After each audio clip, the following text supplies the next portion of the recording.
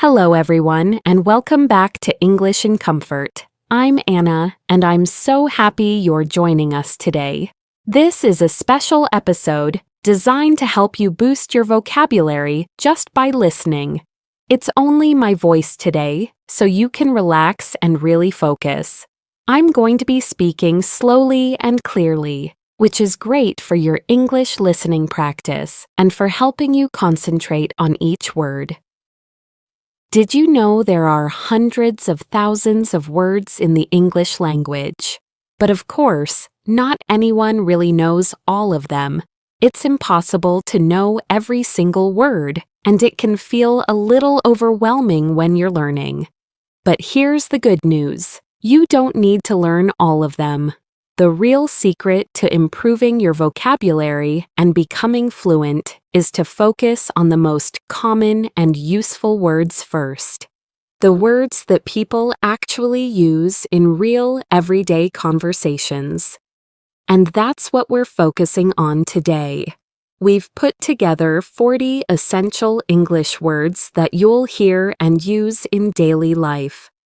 I also have a fun little challenge for you. As we go through the list, count how many of these words you already know out of 40, and share your number in the comments. It's a great way to see how strong your vocabulary already is. So, are you ready to grow your everyday English with us? Then get comfortable, grab your tea, and let's get started. All right, let's get started with our very first word, which is a really common one. Basically. You'll hear this one all the time, maybe even too much. Basically is a really common word. We use it to summarize. It means to say it in the simplest, most important way. It's for giving just the main idea.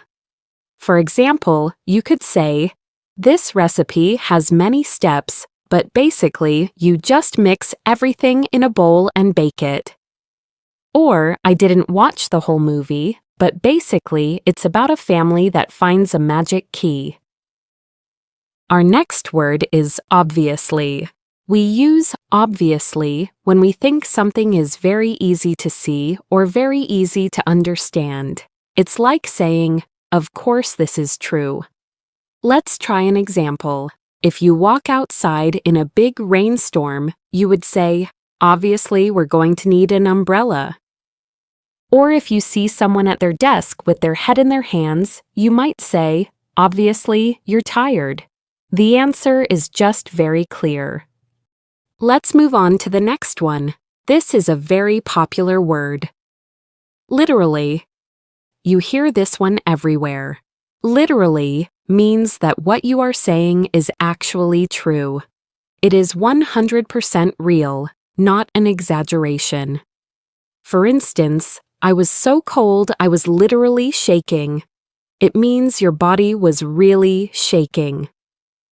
Or, "My cat literally knocked the cup off the table." It means you watched it happen. It's a true fact. Our next word is apparently. We use apparently when we are talking about information we got from someone else. It means, "I heard," or "people are saying." It's a great way to share news you're not 100% sure about. Let's see how to use it. Apparently, that new restaurant on the corner is very good. My sister told me I have to try it. Or you could say, "I'm not sure why the office is so quiet, but apparently there's a big meeting on the 3rd floor." Let's look at our next one, probably. We use probably when we are maybe 80% or 90% sure about something. It's not a 100% fact, but it's very likely. For example, if you're looking at a very dark, cloudy sky, you would say, "It's probably going to rain." Or you could say, "I'll probably be home at 6 p.m. It means you plan to, but you never know.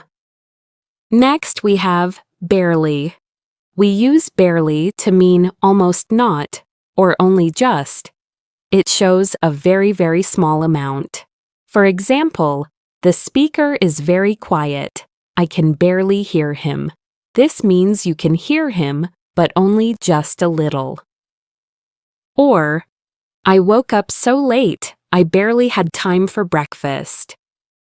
Our next word is odd. Odd is just a great simple word for strange or unusual. It's not bad, it's just not normal. Let's try an example. That's odd. I'm sure I left my keys on the table, but now they're gone. Or you could say, I had a very odd dream last night. Our next word is off. We use off when something just doesn't feel right. It's not a big, terrible problem, but it's not 100%. For instance, my friend seemed very quiet today. He just seemed a little off. This means he seemed a little sad or unwell. Or you can use it for food, like, this milk smells a little off. Let's move on to another word, great for everyday use. This one is awkward. Awkward is a feeling. It's that uncomfortable, slightly embarrassed feeling you get in a social situation. For example, it's that awkward moment when you say goodbye to someone, and then you both start walking in the same direction. Or another example is when you call someone by the wrong name. It's just a very awkward feeling. And then we have the word uneasy. If you feel uneasy, it means you feel a little worried, a little nervous, or uncomfortable. It's a deeper feeling than awkward. Let's see how to use it. I felt uneasy walking home in the dark. Or, I feel uneasy about this big decision. It's that feeling in your stomach that something isn't right. All right, let's keep going with our set of words. Another very common one is confused. If you are confused, it means you do not understand something. Things are not clear in your mind, and you feel a little bit lost. For example, I read the instructions for the new printer, but I'm still confused. I don't know how to make it work. Or you could say, I was very confused about this movie, which means you didn't understand the story at all. Our next word is frustrated. This is the feeling you get when you are stuck and you can't get the result you want. It's a mix of angry and stuck. It's that feeling of being blocked. For example, I'm so frustrated with this printer. I've been trying to fix it for an hour, and it still won't work. Or, I get frustrated when I try to speak English and I can't find the right word. Now we have the word tense. Tense is a feeling of being worried, nervous, and not able to relax. You can feel tense, or a situation can be tense. It's that tight feeling of worry. Let's try it. I always feel very tense right before a big exam. Or you could say, my two friends were arguing at lunch. The tense feeling at the table was very uncomfortable. After tense, we have the word overwhelmed. This is a very strong word. It's the feeling you get when you have too much of something. Too much work, too much information, or too much emotion. It's like you are under a big, heavy thing. For example, on my first day at my new job, I felt overwhelmed by all the new information. Or, I have 3 big projects to finish this week. I feel completely overwhelmed. Then there is the word mood. Your mood is the way you are feeling at a certain time. Are you in a happy mood, a sad mood, a quiet mood? It's your emotional feeling for a short time. Let's see how to use it. I had a great day at work, so I'm in a very good mood tonight. Or you could ask a friend, you seem very quiet today. Are you in a bad mood? Next is attitude. This is different from mood. Your mood can change every hour. Your attitude is your way of thinking about life. It's your personality and your way of seeing the world. For example, My coworker always has such a positive attitude. He is always cheerful and thinks everything is possible. Or he has a very negative attitude. He always complains. We also have the word tone. The tone is the sound of your voice, which shows your feeling. You can say the same words, but with a different tone. For example, if you say fine in a happy tone, it means you are happy. If you say fine in an angry tone, it means you are not fine at all. It's so important. For example, I knew my boss was unhappy. Her tone of voice was very serious. Then we have remark. A remark is just a short, casual comment or statement. It's a small thing you say, not a big, long speech. For example, my manager made a nice remark about my new idea. Or, he made a rude remark to his friend, and I think he hurt his feelings. Then we have expectation. An expectation is a strong belief about what you think will happen later. It's what you expect. For example, I have a high expectation that our team will win the game. Or you can talk about expectations at work. My new job is great, but the expectations are very high. They expect us to work very hard. And then we also have the word strict. Strict is an adjective. It describes someone who has many rules, and they make sure you follow those rules exactly. It's the opposite of relaxed.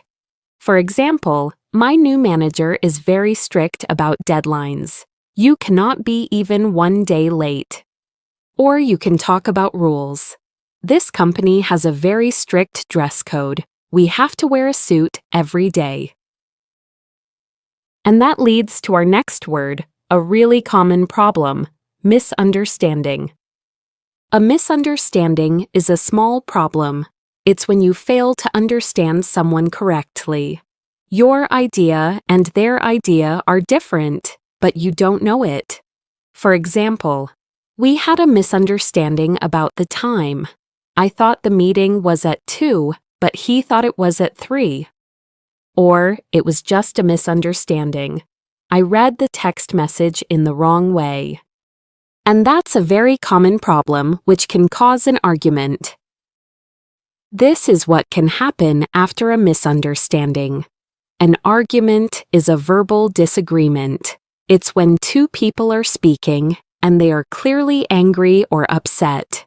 For example, I had an argument with my brother about who should wash the dishes. Or, I could hear my neighbors having an argument last night. They were shouting. We also have another word for argument, but it is stronger. It is conflict. Conflict is usually bigger and more serious than an argument. An argument can be short, but a conflict can last for a long time. It's a deep disagreement. For example, there is a conflict in our office over the new vacation policy. Or, a conflict between two friends can be very sad. After that, we have complain. To complain is what you do when you are unhappy or annoyed about a situation and you tell someone about it. For example, my friend always complains about his job, but he never tries to find a new one. Or, the food at the restaurant was cold, so I am going to complain to the manager. Then we have resolve. To resolve a problem means to find a solution. It means to fix the conflict or argument. It's a very positive word. For example, we need to resolve this misunderstanding before it becomes a bigger problem. Or, they finally resolved their argument. They are friends again now. Our next word is handle. To handle something means to deal with it or to manage it. It's how you take control of a situation. For example, my manager is very good. She knows how to handle difficult customers and keep them calm. Or, I have too much work today. I don't think I can handle all of it. Next up is compromise. A compromise is a special kind of solution. It's when two people disagree, so they both give up a little bit of what they want to find an answer in the middle. For example, I wanted to leave work at 5, but my boss wanted me to stay until 6. We compromised, and I stayed until 5:30. Or, a good relationship needs compromise. You can't always get what you want. And next we have clarify. To clarify something means to make it clear and easy to understand. It's a great way to stop a misunderstanding before it starts. Let's try it. I didn't understand your point. Can you clarify what you mean? Or, let me clarify the instructions for you so you know exactly what to do. Next word is feedback. Feedback is information or advice about how good or bad something is. It helps you improve, right? At work, your manager gives you feedback. For example, my boss gave me some very positive feedback on my last report. Or, I asked my friend for feedback on my presentation. I wanted to know if it was good or confusing. And then we have the word perspective. Your perspective is your point of view. It's your personal way of seeing or thinking about a situation. For example, I understand your perspective, but I have a different one. Or, it's always a good idea to listen to other people's perspectives. It helps you understand the situation better. Next, we have the word consent. Consent is permission or agreement for something to happen. It's a very important idea. It means you say yes. For example, you should never share your friends' photos without their consent. Or at work, the manager needs to get consent from the whole team before changing the schedule. Our next word is boundaries. Boundaries are like invisible lines or limits that you set for yourself. They show what you are comfortable with and what you are not comfortable with. For example, it's important to have clear boundaries with your work. I try not to check my email after 6 p.m. Or, he's a good friend, but he talks too much. I have to set boundaries with him. All right, let's move on to another word. Reasonable. Reasonable means fair, logical, or making sense. It's not too much or too extreme.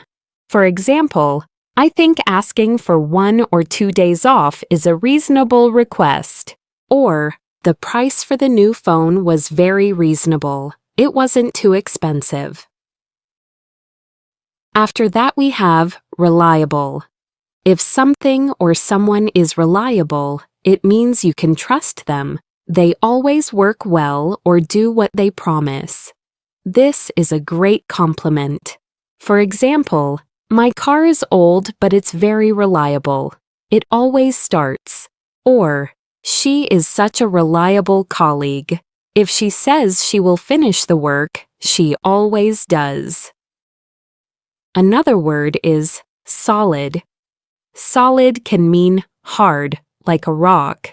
But in everyday conversation, it also means strong, good, or reliable. For example, you need to have a solid plan before you start a new business. This means a strong plan. Or, she gave me some very solid advice. That means it was very good, trustworthy advice. There is also the word consider. To consider something means to think about it carefully before you make a decision. Let's try it. I am considering moving to a new apartment, but I haven't decided yet. Or, please consider my idea. I think it will work. Let's look at the next one. This word is recommend. To recommend something means to tell someone that it is good and that they should try it. For example, My friend recommended this new book to me, and it's fantastic. Or, I would recommend the new restaurant on our street. The food was amazing. Next word is respond. To respond just means to answer or to reply to someone. For example, I sent my manager an important email, but she hasn't responded yet. Or, when I asked him a question, he responded with a smile. Adjust. To adjust means to make a small change to something, to make it work better or be more comfortable. Let's see how to use it. This chair is too low. I need to adjust the height. Or, it took me a few weeks to adjust to my new work schedule. And now, our last word, review. To review means to look at something again, to check it, or to study it. For example, this is a great list of words. I'm going to review them again tomorrow. Or, my manager needs to review my report before I send it to the client. And that's it. That was our 40th word. We made it to the end of the list. And that is all for today's episode. 40 English words used in everyday life. I really hope it was helpful. And now, I have to ask, how did you do on our challenge? Did you count how many words you already knew? I would love to know.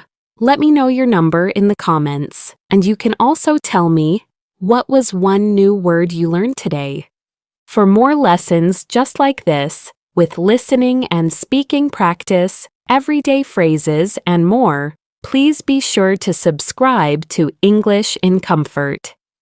Thank you so much for letting me be part of your learning journey. Keep practicing, keep improving, and take care, everyone.